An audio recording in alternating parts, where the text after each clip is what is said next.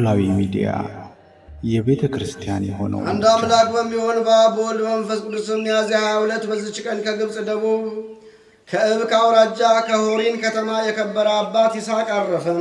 ይህም ቅዱስ የአባቱ ስም አብርሃም የእናቱም ስም ሶስና ነው። ታናሽም ሆኖ ሳለ እናቱ ሙታ ብቻውን ያለ እናት አባቱ እያሳደገው ኖረ። ጥቂት ባደገም ጊዜ የአባቱን በጎች የሚጠብቅ ሆነ። አባቱም ሌላ ሚስት አገባ። በዚያ ወራትም ታላቅ ረሃብ ሆነ። የአባቱም ሚስት ጠላው ነበረ። ከጥቂትም በቀር እንጀራ አትሰጠው ምኑንም። ያንንም ሁልጊዜ ለእረኞች ሰጥቶ እርሱ ግን እስከ ምሽት ይፈጽማል። ምሳውን ለእረኞች እንደሚሰጥና ሁልጊዜ እስከ ምሽት እንደሚጾም አባቱ ሰምቶ እውነት እንደሆነ ሊያይ ወደ እርሱ ሄደ። ቅዱሱም ሕፃን የአባቱን መምጣት አውቆ በልብሱ 3 ጭቃ አድበል ብሎ አሰረ። እንደታሰረ በሚያየው ጊዜ ለአባቱ አምባሻ እንዲመስለው ብሎ አባቱን በመጣ ጊዜ የልጁን ልብስ ፈቶ ታየ። አምባሻም ሆነው አገኛቸው። የነገረውን ሰው ምግቡን ለእረኞች ከሰጠ በዛሬቱ ቀን ይህ አምባሻ ከወዴት ተገኘለት ብሎ ጠየቀው። እርሱም በእውነት ሰጥቶታል አለ። ሌሎቹም ብዙዎች መጥተው በዚህ ነገር ምስክሮች ሆኑ። አባቱም አደነቀ፣ እግዚአብሔርንም አመሰገኑ። ይህም ባደገ ጊዜ አባ ኤልያስ ወደሚባል ሰው ሄዶ መንኩሶ በዚያ እየተጋደለ ብዙ ዓመታት ኖረ። አባ ኤልያስም ባረፈ ጊዜ በርኑግ ወደሚባል ገዳም ሄደ። ስሙ ዘካርያስ ከሚባል አረጋዊ ዘንድ በታላቅ ገድል ተጠምዶ ኖረ።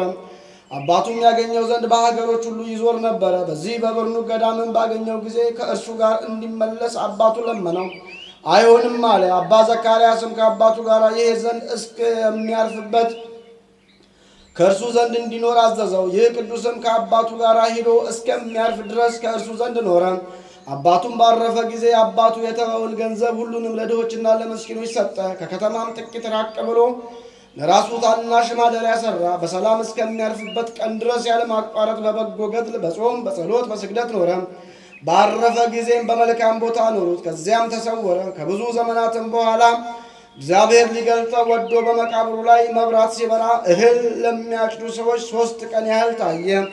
ሊያዩትም ወደ ቦታው ሲደርሱ ያ መብራት ከስራቸው ይሰወራል፣ በሁሉ ዘንድ እስቲሰማም እንዲሁም ሆኖ ኖረ።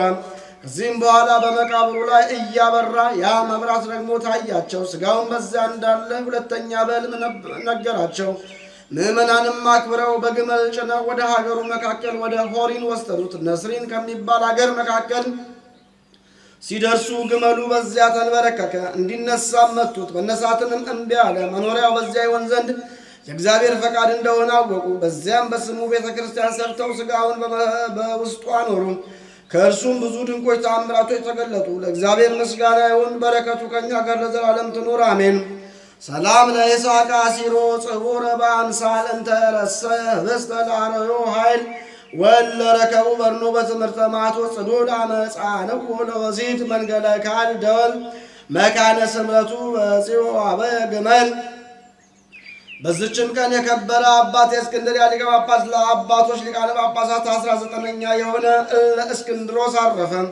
ስለ እርሱም ሐዋርያዊ አባት አትናቴዎስ እንዲህም አለ። አባቴ ለእስክንድሮስ ተቀምጦ ወንጌልን አያነብም፣ ቆሞ ያነባል እንጂ ከእርሱ ጋርም ብርሃን አለ። ሁለተኛም ስለ እርሱ ሲናገር ወደ እርሱ አመምኔቶች መጥተው በእኛ ዘንድ 7 ቀን የሚጾሙ ደናግል አሉ፣ በእጆቻቸውም ምን ሥራ አይሰሩም ብለው ነገሩት። እርሱም እህቶቼ ሆይ እኔ 2 ቀን እንኳ ከቶ አልጾምኩም። ፀሐይ እስኪገባም ቆይቼ አልበላሁም። በልክ እበላለሁ፣ በልክም እጾማለሁ፣ በልክ በመጠንም እሰራለሁ። በልክ ይበሉ ዘንድ፣ በልክም ይጾሙ ዘንድ፣ በልክም ሥራ ይሰሩ ዘንድ ንገሯቸው። በበጎ ሥራ ሁሉ ይሰለፉ አለ። የዚህም ቅዱስ ወላጆች ደጎች ምዕመናን ናቸው። እርሱም በቤተ ክርስቲያን አገልግሎት ውስጥ ሆኖ ከታናሽነቱ ጀምሮ በውስጡ አደገ። አባ መክሲሞስ አናጉንስጢስነት፣ አባ ቴዎናስ ዲቁና፣ ተፍጻሜተ ሰማዕት ጴጥሮስ ቅስና ሹመውታልና እርሱም ከታናሽነቱ ጀምሮ ንጹሕ ድንግል ነው። አባ ጴጥሮስ በሰማዕትነት የሚሞትበት ጊዜ ሲቀርብ በግዞት ቤት ሳለ ይህ እለእስክንድሮስና አኪላስ ከወግዘቱ ይፈታው ዘንድ ስለ አርዮስ ወደ እርሱ ገብተው ለመኑ። ስለ እርሱ አባ ጴጥሮስን ይማልዱት ዘንድ ሁለቱን ለምነዋቸዋልና አባት ጴጥሮስ ግን በውግዘት ላይ ውግዘትን ጨመረበት። እንዲህም ብሎ ነገራቸው። የክብር ባለቤት ጌታዬ ኢየሱስ ክርስቶስ የተቀደደ ልብስ ለብሶ ተገለጸልኝ። ልብሴን አርዮስ ቀደዳት አለኝ። ይህም የባህሪ አንድነቱን ለያት ማለት ነው። ውግዘቱን እንድንጨምርበት እርሱ አዘዘኝ። ደግሞ እንዲህ ገለጠላቸው። አኪላስ ሊቀ ጵጵስና እንዲሾም ከእርሱ በኋላ እስክንድሮስን እንደሚሾም አርዮስን እንዳይቀበሉት በምንም ሥራው እንዳይተባበሩት አዘዛቸው።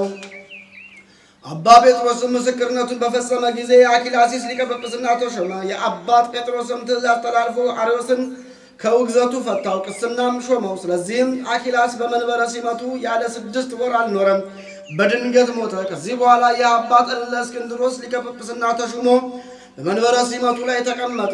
አርዮስንም ከወገኖቹ ጋር አውግዞ አሳደደው። የሀገር ታላላቆችም ከሕዝቡ መጡ፣ ከውግዘቱ እንዲፈታውም ለመኑት። በውግዘት ላይ ውግዘትን እንዲጨምር እንጂ እንዳይፈታው አባት ጴጥሮስን እንዳዘዘው ነገራቸው። ከዚህ በኋላ አርዮስን ወደ ንጉሥ ቁስጥንጢኖስ ሄዶ በግፍ አወገዘች ብሎ እለእስክንድሮስን ከሰሰው። ስለዚህም ንጉሥ 318 የከበሩ አባቶችን በኒቅያ ከተማ ሰበሰበ። ይህም አባት እለእስክንድሮስ ተመርጦ ለጉባኤው ሊቀመንበር ሆነ። አትናቴዎስም ጸሐፊ ነበር። አርዮስንም ተከራክረው ክህደቱን ግልጽ አደረጉ። ስለ ጌታችን ኢየሱስ ክርስቶስም ከአባቱ ከአብ ጋር ከሕይወቱ መንፈስ ቅዱስም ጋር በመለኮቱ ትክክል እንደሆነ አስረዱት። ከክደቱ ባልተመለሰ ጊዜ አውግዘው ለይተው ከቤተ ክርስቲያን አሳደዱት። በአንድ ቃልም ጸሎተ ሃይማኖትን ከአባቶች ጋር ሰሩልን። ደግሞ በእርሳቸው ቤተ ክርስቲያን ለዘላለም የምትረባቸውን 20 ቀናትን ሰርተው ወሰኑ። ከዚህ በኋላም ይህ አባት እለእስክንድሮስ ወደ መንበረ ሲመቱ ከድል ጋር ተመለሰ። በበጎ አጠባበቅም መንጋውን ጠበቀ። በወንጌላዊው ማርቆስ መንበር 17 ዓመት ኖረ፣ በሰላም አረፈ። በረከቱ ከእኛ ጋር ለዘላለም ትኑር። ለእግዚአብሔር ምስጋና ይሁን፣ አሜን። ሰላም ለሊቀ ጳጳሳ ዘለእስክንድርያ ሀገር እለእስክንድሮስ ክቡር ዘበነቂያ ከዊኖ ሊቀ ማህበር ጸራ ወስም በብሔለ ዝንቱ ነገር ውጉዝ አርዮስ በሰማይ ወምድር። በዚች ቀን የሐዲስ ማርቆስ የዕረፍቱ መታሰቢያ ሆነ። እሱም በእስክንድርያ ለተሾሙ አባቶች 49ኛ ነው። ይህም አባት ከእስክንድርያ ሀገር ነው። እርሱም በሥራ ሁሉ ቅድስናውን ጠብቆ ኖረ። የተማረም አዋቂ ሆነ። ለወንጌላዊ ማርቆስም በስም 2ኛ ነው። አባ ዮሐንስም ዲቁና ሾመው። እጅግ መልካም ካህን ሆነ። መጽሐፍትን በሚያነብ ጊዜ በአንደበቱ ቅልጥፍና፣ በነገሩ ጣዕም የሚሰሙት ሁሉ ደስ የሚላቸው ሆኑ። ከዚያም አባ ዮሐንስ ከእርሱ ጋር ኖረው። በሊቀ ጵጵስናው ሥራ ሁሉ ሥልጣን ሰጠው። ያለ እርሱም ምክር አባ ዮሐንስ ምን አይሠራም። ከዚህ በኋላ በአባ መቃርስ ገዳም የምንኩስና ልብስ አለበሰው።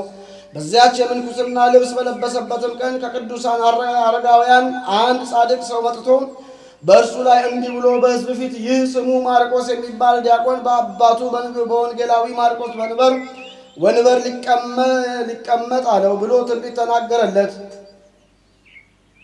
የአባ ዮሐንስም የሚሞትበት ጊዜ ሲቀርብ አባ ማርቆስን ሊቀ ጵጵስና እንዲሾሙት ኤጲስቆጶስነቱን አዘዛቸው።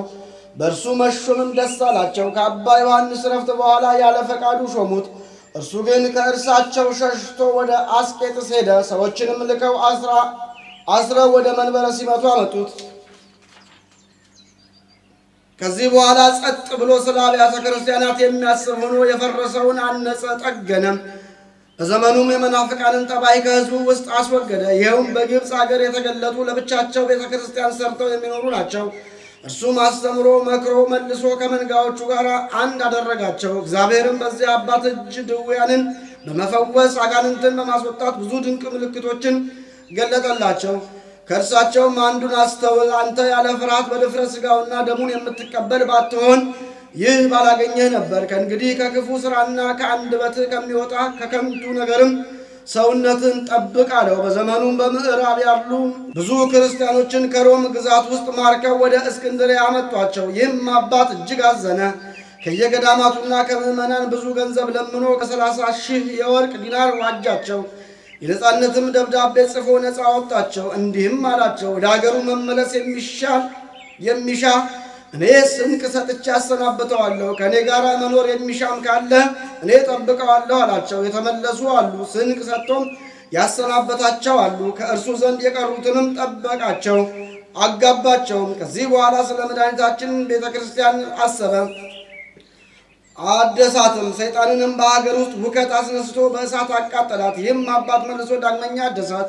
የክብር ባለቤት ጌታችን ኢየሱስ ክርስቶስ ሊያሳፍረው በወደደ ጊዜ ጥቂት ታመመ። በፋሲካ በዓል በእሑድ ቀንም ወንጌላዊ ቅዱስ ማርቆስ ተገለጠለት። ለሚወዱት እግዚአብሔር አዘጋጀው ተድላ ደስታ ነገረውና ሥጋውና ደሙን ከተቀበልክ በኋላ ታርፋለህ አለው። በነቃ ጊዜም እንዴት እንዳየ ከእርሱ ዘንድ ላሉ ኤጲስቆጶሳት ነገራቸው። ከዚያም የቅዳሴው ሥርዓት ጀምሮ ቅዱስ ሥጋውን ደሙን ተቀበለ። በዚያ ጊዜ አረፈ።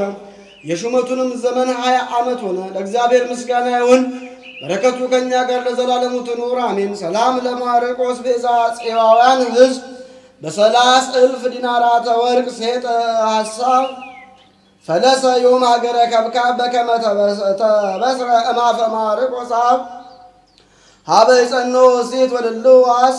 በዚች ቀን የከበረ አባት አባ ሚካኤል የእስክንድርያ ሊቀ ጳጳሳት አረፈ። እርሱም ለአባቶች ሊቃነ ጳጳሳት 53ኛ ነው።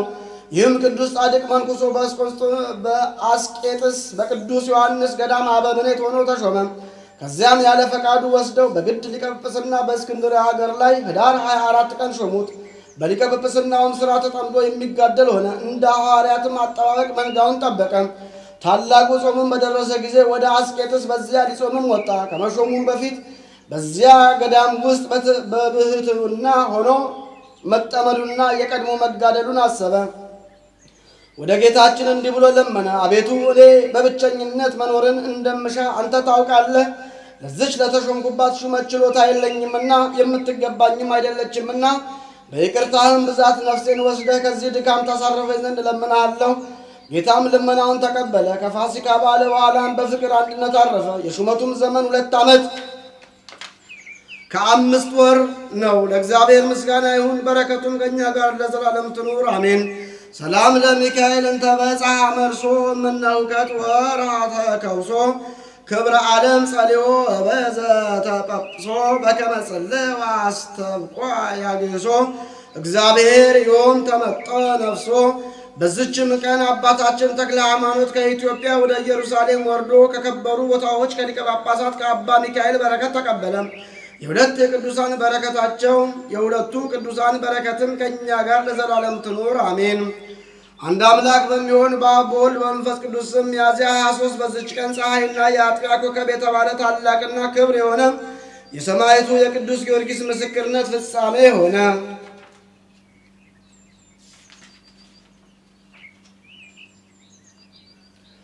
በዚች ቀን ታምራትን እስካሳየ ድረስ የተጋደለ ቅዱስ ሮቆ አረፈ።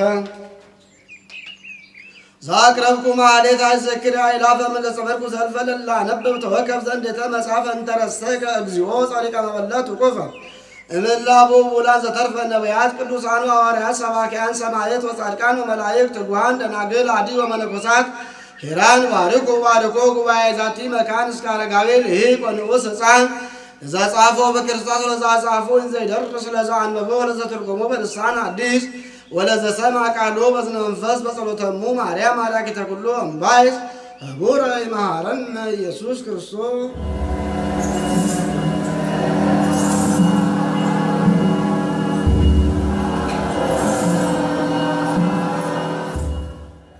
ኖላዊ ሚዲያ የቤተ ክርስቲያን የሆነውን ብቻ